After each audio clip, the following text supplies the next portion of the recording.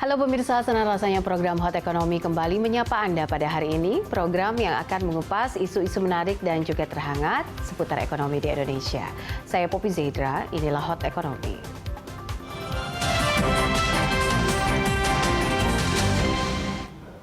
Ya, usaha mikro, kecil, dan menengah atau UMKM merupakan salah satu yang terdampak pandemi corona. Untuk itu, pemerintah menyiapkan strategi untuk menyelamatkan para pelaku UMKM. Pandemi virus corona membuat usaha mikro, kecil, dan menengah atau UMKM tidak lagi setangguh saat krisis moneter 98-99. Penurunan permintaan membuat arus kasnya sakit. Pemerintah pun berusaha mengobati motor pertumbuhan ekonomi ini dengan berbagai stimulus agar tetap bertahan. Menteri Koperasi dan UKM Teten Mas Duki menyatakan pemerintah sudah menyiapkan strategi pemulihan ekonomi nasional termasuk juga untuk menyelamatkan UMKM. Setidaknya ada 3 hal yang dilakukan Kementerian Koperasi dan UKM untuk membantu sektor UMKM. Pertama, pemerintah telah memberikan pelonggaran cicilan kredit UMKM pada perbankan maupun lembaga pembiayaan. Kedua, bagi UMKM kecil alias ultra mikro, pemerintah menyediakan program bantuan sosial. Dan ketiga, pemerintah akan membantu dari sisi demand yang akan didorong dari 2 sisi, yaitu belanja pemerintah dan BUMN. Anggaran belanja pemerintah dan BUMN tahun ini tercatat sebesar 735 triliun rupiah.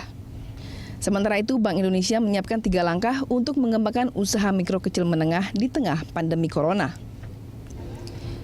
Kepala Departemen Pengembangan UMKM dan Perlindungan Konsumen Bank Indonesia, Pudihan Noto, menyatakan cara pertama mengembangkan UMKM dengan melakukan korporatisasi pelaku UMKM. Jurus kedua yakni peningkatan kapasitas produk. Bank Indonesia mengusulkan kerjasama antara pelaku UMKM dengan para kurator atau desainer yang ahli di bidangnya. Sehingga produk UMKM memiliki standar yang lebih baik demi meningkatkan nilai jual. Dan jurus ketiga yakni pembiayaan. Budi mengatakan akses pembiayaan untuk pelaku UMKM sudah banyak disediakan pemerintah, mulai dari pinjaman perbankan, pinjaman filantropis, KUR hingga CSR perusahaan. Tim Liputan, Berita 1, Jakarta. Ya, pemirsa, Menteri Koperasi dan UKM Teten Mas Duki memperkirakan bahwa separuh UMKM ini bakal tumbang tanpa adanya penanganan khusus dari pemerintah. Pemerintah mendorong permintaan terhadap produk UMKM, salah satunya adalah dengan memanfaatkan belanja pemerintah, lembaga dan juga badan usaha milik negara. Lantas apa saja strategi pemerintah untuk menyelamatkan UMKM di tengah pandemi corona? Dan seberapa besar bahwa stimulus dari pemerintah ini dapat dimaksimalkan oleh pelaku UMKM? Langsung saja kita akan membahasnya bersama Deputi Bidang Restrukturisasi Usaha Kementerian Koperasi dan UKM, Edi Satria, dan juga sudah tersambung melalui Zoom bersama dengan Ketua Umum Asosiasi Usaha Mikro Kecil dan Menengah Indonesia atau AKUMINDO, ada Muhammad Ihsan Igra Tubun di Zoom. Saya mungkin menyapa Pak Edi dulu yang ada di studio. Terima kasih sudah hadir Pak Edi, dan juga bersama kami sudah hadir ada Pak Iksan. Pak Iksan? Ya. Iya, sudah mendengar suara saya ya Pak Iksan ya? Dengar suaranya. Baik, sebelum saya... Sore Pak Iksan. Ya, ada Pak Edi di studio. Sebelum mungkin saya ke Pak Iksan, mungkin saya akan menyapa Pak Edi dulu untuk bertanya soal seberapa besar kondisinya sekarang UMKM kita. 60% disumbangkan PDB ini dari UMKM. Tentu saja ini berita yang sangat menyedihkan begitu ketika pandemi datang dan memukul UMKM kita, Pak Edi. Jadi benar sekali Mbak Poppy. Sejak 1998 dulu kita hadapi krisis, tapi katanya kita bisa survive karena kita menjadi bumper. Kemudian 2008 juga demikian, krisis global, kita bisa masih UMKM, maksud kami bisa jadi buffer. Jadi dari bumper ke buffer. Nah sekarang betul sekali untuk krisis COVID ini UMKM kita memang suffer.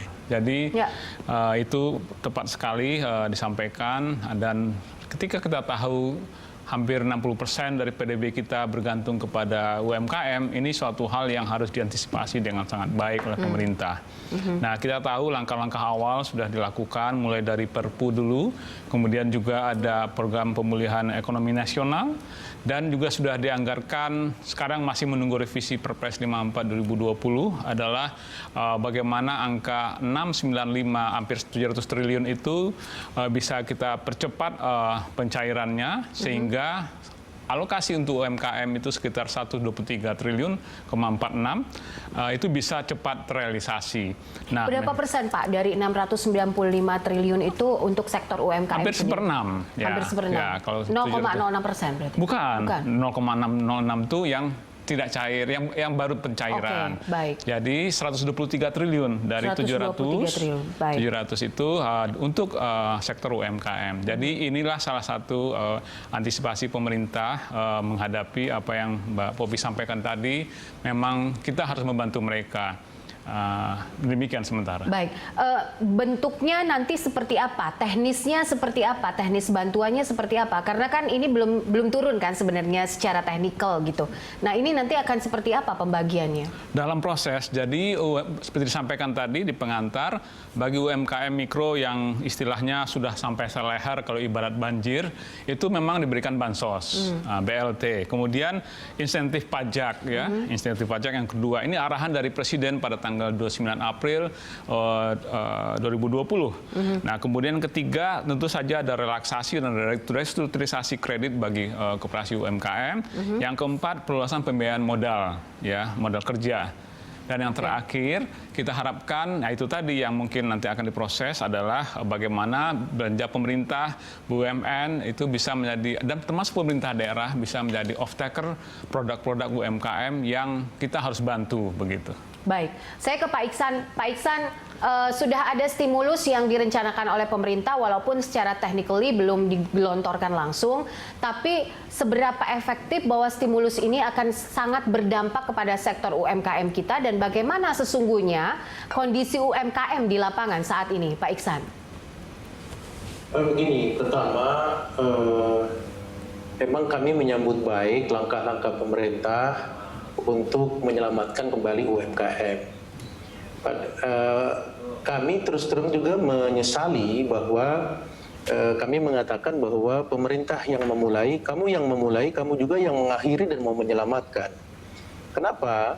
Bahwa dengan new normal sekarang ini kami menyesali kenapa nggak dari awal tidak mengorbankan ekonomi, ya, tetapi kenapa tidak melaksanakan seperti yang sekarang. Artinya perekonomian tetap jalan.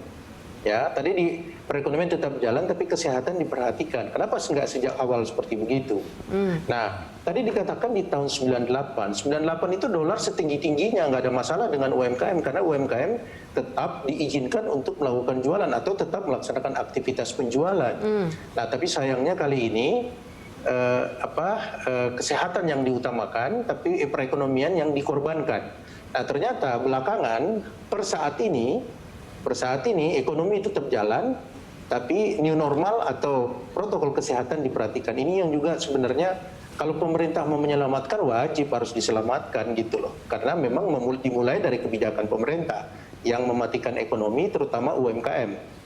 Dan ini diiyakan juga oleh Menteri Keuangan Ibu Sri Mulyani yang paling front kena imbas daripada kebijakan tidak boleh ada kegiatan untuk melakukan langkah kegiatan ekonomi, yaitu adalah UMKM. Dan kemarin saya juga lihat pemerintah mencatat itu ada kurang lebih 3 juta tenaga kerja. Kalau kami enggak, kami mencatat lebih besar daripada 3 juta. Kenapa? Karena pekerja UMKM banyak yang tidak tercatat oleh pemerintah. Jadi kami mencatat itu kurang lebih hampir 9 juta yang kehilangan pekerjaan akibat daripada kebijakan itu. Tapi sudahlah. Kalau ditanyakan seberapa efektif, ya mohon izin nih Pak. Biaya yang telah dialokasikan oleh pemerintah itu hanya sampai saat ini 0,06% baru penyerapannya. Yang dianggarkan. Jadi ada sesuatu yang keliru di situ. Apa yang keliru, Pak POJK Iksan? 11 tadi disebutkan oleh Pak Edi, restrukturisasi atau relaksasi pemberian kredit. Itu POJK 11 itu dibuat bulan Maret, tapi peraturan Menteri Keuangannya baru ada di bulan 5. sayangnya pada saat posisi bulan 5 dan bulan 6 ini sudah mulai kita harus bangkit. Jadi ini yang kalau dikatakan efektivitasnya atau apakah kebijakan ini mengena atau tidak ya, mari kita nilai sama-sama sendiri. Karena sampai saat ini hanya baru 0,06% ya penyerapan daripada UMKM. Ruh daripada UMKM adalah pada saat dia sudah mulai diizinkan untuk melakukan tindakan kegiatan ekonomi, maka dia bergerak sendiri dulu, tidak mengharapkan siapa-siapa. Misalnya diberikan modal kerja, ya modal yang kemarin aja nggak dibayar, bagaimana mau bank kasih atau lembaga keuangan lain ngasih, orang dia belum bayar, kenapa? Ya nggak mungkin akan diberikan, otomatis dia melakukan pembiayaan melalui dirinya sendiri. Nah, jadi kalau seberapa efektif terhadap apa yang diberikan oleh pemerintah, sebenarnya bagus pemerintah mau menyelamatkan beberapa kebijakan yang diberikan. Cuman sampai saat ini Asosiasi UMKM melihat memang belum sangat efektif. Kemarin saya juga melihat, tadi juga Pak Edi sudah katakan bahwa tentang belanja negara atau belanja daerah diberikan kepada UMKM. Dari produk apa? Jadi harus secara spesifik Pak Edi, apa yang diprotek, misalnya produk pertanian kah, atau produk misalnya mebeler di bidang pendidikan dan seterusnya. Dulu pada saat zamannya Orde Baru, itu produk seperti mebeler misalnya untuk SD, SMP itu diprotek, itu harus diorder oleh pemerintah daerah ataupun pemerintah pusat. Itu harus ada proteknya Pak Edi. Kalau hanya sebatas lip service Bapak ke LKPP, terus mengatakan bahwa harus beli produk UMKM yang mana? Apakah yang paling sebesar di Indonesia kan ini adalah expense-nya adalah bidang pendidikan dan bidang pertanian atau bidang kesehatan. Nah, produk-produk apa aja yang harus diprotek dari UMKM untuk dibeli, wajib dibeli.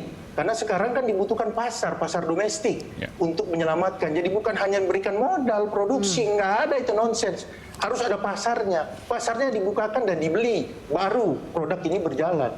Nah, jadi supaya berguna apa yang dialokasikan oleh pemerintah, bahwa ini dimulai dari pasar, Pak.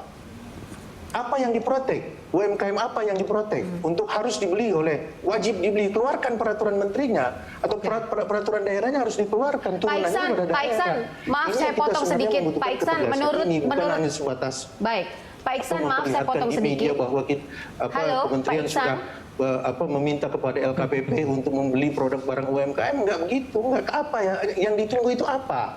Apa produk yang harus yang diprotek oleh pemerintah? Jadi keberpihakannya jelas. Baik. Gitu loh. Nah ini kira-kira gambaran dari kita. Kalau dikatakan tadi Pak Menteri mengatakan 50% bakal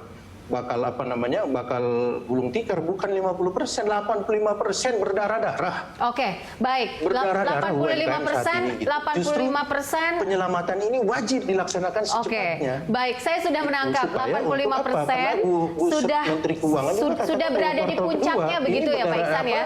Negatif kita. Halo Pak Iksan. Produk domestik bruto wajar. 64% data dari BI 2019, 64% yang menyumbangkan produk domestik bruto Indonesia itu adalah dari UMKM. 94% itu data BI loh. 94% itu adalah penyerapan tenaga kerja. Jadi wajar di kuartal kedua kita berdarah-darah. Untuk itu tidak boleh berdarah-darah. Pemerintah harus menggunakan effortnya yang luar biasa untuk menyelamatkan. Karena kebijakan ini juga berasal dari kebijakan pemerintah awalnya. Baik. Kira-kira begitu. Oke, baik. Pak Iksan bisa mendengar saya, Pak Iksan? Kayaknya nggak mendengar. Baik, sepertinya kita masih punya gangguan audio dengan Pak Iksan. Nanti kita akan lanjutkan lagi. Tadi tidak bisa saya potong juga. Ada banyak pertanyaan sebenarnya yang saya ingin sampaikan ke Pak Iksan. Tapi kita akan jeda dulu pemirsa. Tetaplah bersama kami dalam Hot Ekonomi.